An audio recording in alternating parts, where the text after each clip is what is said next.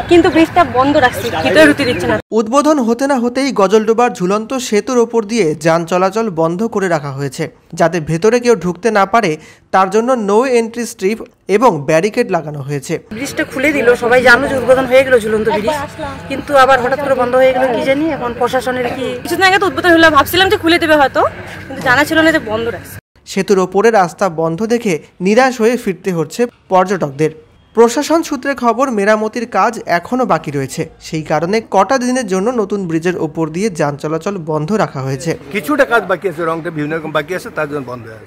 প্রসঙ্গত উল্লেখ্য, কদিন আগেই জলপাইগুড়িতে এসে মুখ্যমন্ত্রী মমতা বন্দ্যোপাধ্যায় এই ব্রিজের উদ্বোধন করে গিয়েছিলেন, তবে তারপর আবারও বন্ধ করে রাখা হয়েছে ব্রিজ। এই বিষয়ে এলাকার বিধায়ক তথা গজলডোবা উন্নয়ন বোর্ডের ভাইস চেয়ারম্যান খগেশ্বর রায় বলেন, নতুন বছর শুরু হওয়ার আগেই এই ব্রিজ পুরোপুরিভাবেই খুলে দেওয়া হবে। ভোরের আলোয় নতুন সেতু উদ্বোধন হয়েছে, সেই খবর শুনে অনেকেই ছুটে আসছেন, তবে সেতুর ওপরে রাস্তা বন্ধ দেখে নিরাশ হয়ে ফিরতে হচ্ছে। তবে নতুন ব্রিজকে ঘিরে উন্মাদনা রয়েছে চোখে পড়ার মতো। ব্রিজের ওপরে দিয়ে যাতায়াত নিষেধ থাকলেও ব্রিজের কাছে গিয়ে ছবি তুলছেন অনেকেই। চলছে নাচ গানের শুটিংও। খুলে দিলে তাড়াতাড়ি পাবলিকের ভালো হয়, সামনে তো 1 জানুয়ারি আসতেছে, সবাই একটু ঘুরবে টুরবে, আনন্দ ফুর্তি করবে, তাই না? তো খুলে দিলে ভালো হয়, প্রশাসনের কাছে দাবি এটা তাড়াতাড়ি খুলে দেওয়া হয়।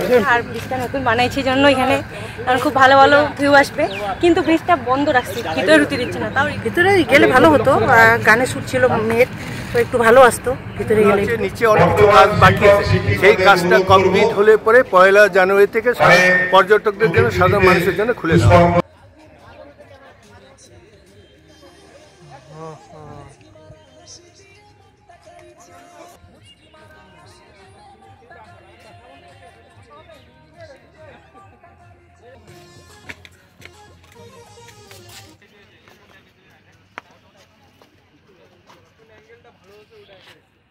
ভোটের ক্ষেত্রে 50% ছাড় পেতে এখনই ফোন করতে হবে 9800 229774 নম্বরে।